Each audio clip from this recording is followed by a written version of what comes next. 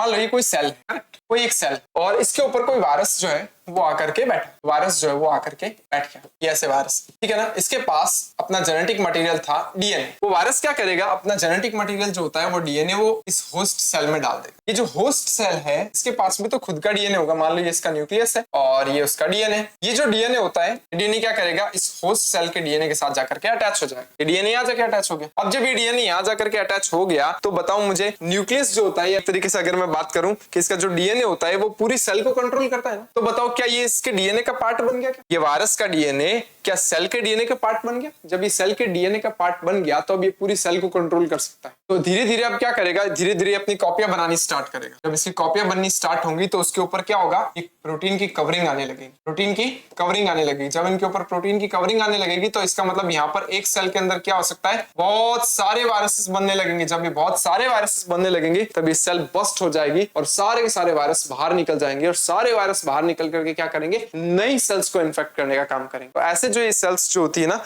वो आगे रेप्लिकेट करते हैं, वायरस आगे रेप्लिकेट करते हैं और नई सेल्स को इन्फेक्ट करते हैं।